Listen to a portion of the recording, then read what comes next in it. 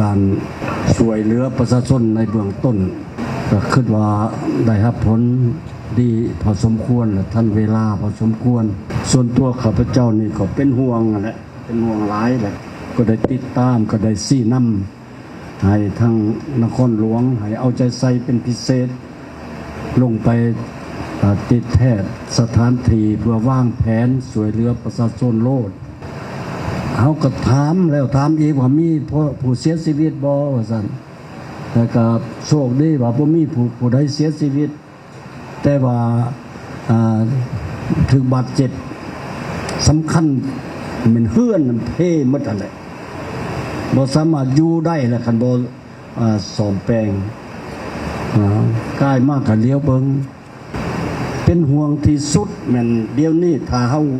บ่เอาใจใส่ไว้ให้มีมุ่งได้เสียก่อนนี่นะ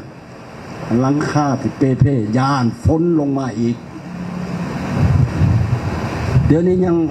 ภาวนาอยู่ได้ฝนอย่าเฝ้ามาเด้อให้ประชาชนมีเรือนอยู่เสียก่อนให้ประชาชนมีหลังคาลี่อย่างเสียก่อนทั้งเมืองทั้งพนักงานเกี่ยวของทุกภาคส่วนได้เอาใจใส่ลงมาแก้ไขทันการพอสมควรแต่ยังบ่ทันแล้วจังหวะได้ลงมาหาปลาส้นเธอนี่เพื่อติดตามเบิ่งความคืบหน้าในการแก้ไขนี้ข้าพเจ้ายังเป็นห่วงเพื่อนบ่ท่านมีหลังคามุ่งนี่เห็นได้สิได้ไวเงินช่วยเหลือที่เอามาให้ประชาชนให้ท่อนโฮมเอามาได้นี่อยากให้ซุ้มใส่ซื้อกระเบื้องสังกะสีมุ้งคันขาดแห้งงานเสนอทหารบ่ซอยให้ประชาชนมีหลังคามุ้งซะก่อนมีบอนส้นซะก่อนในกรณีฝนตกลงมาอันนี้มันสำคัญหลายส่วนว่าฟ้ามันบ่อันนั้นอันนี้เลยต้องคอยเฮ็ดไปสำคัญนี่หลังคานี่ดีใจว่าได้จัดผ้าเต็นท์มาสวยมาเกี่ยมไว้ให้ประชาชนมีสามารถอพยพมาอยู่ได้ในเวลาฝนตกที่บ่มีหลังคาอันนั้นแต่ว่ามันบ่ทันพอได้ก็มีแต่30เต็นท์นะเห็นได้สิสอบมาได้ถึงข้าพเจ้าก็ได้ปลุกระดมน้ำหนักธุรกิจได้นำภาคส่วนต่างๆได้มาเท่าไหร่หัวหน้าองค์การได้มา4ตื้อกีบ4ตื้อกีบนี่สิแบ่งกันนึงเลยให้ประชาชนใส่เอาให้เป็นเงินสดเพื่อไปเกี่ยมให้ซื้อเขาซื้อน้ำซื้อสิ่งที่นั้นจำเป็นต่อการครอบครัวที่ยุ่งยากที่สุดอันถ้าได้ตัวใดแล้วเพื่อเอาจังว่ากันคอยปั๊บคอยแบ่งคอยปั้นกันนอกจากนั้นแล้วแม่เอาเขาอยู่ในกองทุนอนาซุกเซินนี่เพื่อไปซื้อสังกะสีซื้อสิ่งที่สิ่งสำคัญที่สุดนี่นะโตที่มันจำเป็นไว้หีบด่วนนี่นะคือ3-4 อันที่ครับจะว่าขอให้หน่วยงานพร้อมกันลงมือเก็บกำข้อมูลแล้วก็ไปซอยถึงที่ถึงบอลอุ่นเอียนใจสักคนว่าฝนตกมามีบอลหมดสดอยู่บนจากลูกบนจากเต่าบนจากผู้เฒ่าผู้แก่อยู่นำกันจะหน่อยมันสีพบขอยุ่งยากเจ็ดเป็นมาถึงอีกอันนั้นแหละมายามพ่อแม่พี่น้องประชาชนก็มาให้กำลังใจสินั่นแหละวัตถุสิ่งอันน่ะเงินคำก็เอามาบ่หลายปานใดก็มันจ่อได้ก็ระดมได้แต่เท่านั้น4ตื้อกีบนี่สิแบ่งปันได้ก็แล้วแต่ทางคณะและเฮ็ดได้สิหอนมือประชาชนช่วยประชาชนให้มันได้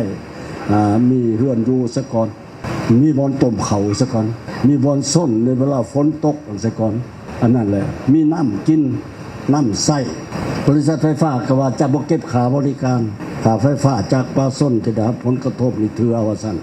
ใน3 เดือนอันนู้นน่ะเลย3 เดือนสมเสยเด้อสมเสยประธานบริษัทไฟฟ้าใส่ก็ซะก่อน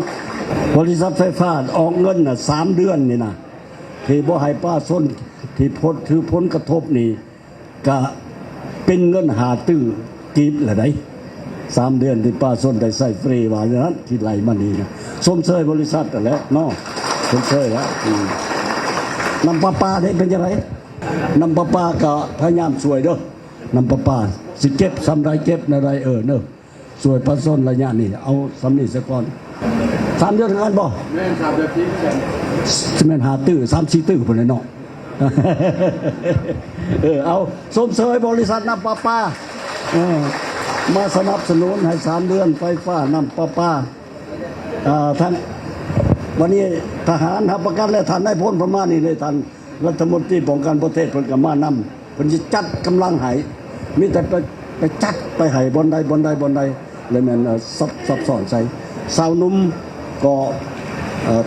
สาวนุ่มตะลุมบอลก็มาสวยเห็นอกเห็นใจประชาชนที่สุดเด้อเฮาก็นอนบ่หลับได้เว้าซื่อนี่ได้เห็นข่าวออกมาแบบนี้โอ้ยประชาชนสิอยู่สิกินแนวใดสภาพเป็นอันนี้มื้อนี้จังได้ลงมามาหาพอเฮาอดทนเดี๋ยวนี้น่ะแต่พอเฮาสามารถกุมตนเองพึงตนเองได้เท่าใดยิ่งดีเท่านั้นเพื่อให้สภาพค่อยๆก้าวเข้าสู่สภาพปกติไวประชาชนลาวเฮานี่ดีไดผู้ใดมีเรื่องยังเกิดขึ้นก็ช่วยกันดินี่ในการช่วยเหลือมาทุกทิศช่วยเหลือผู้ละไม้ผู้ละมือแต่ว่าผู้ที่ทุกข์เคราะห์หายก็ต้องตัดสินใจพึงตนเองช่วยเหลือกันเพื่อบ่ให้มันแก่ยาวย่านฝนตกมาประชาชนสิพบข้อยุ่งยากแล้วก็มีความหวังพาชีวิตดิ้นรนพายายามสู้ซนเพื่อพ้นปัญหาบางคนนั้นก็ล้มเสียทั้งกำลังใจบอกคิดต่อสู้ไปเมื่อพบปัญหาแม้ชีวิตพลาดหวัง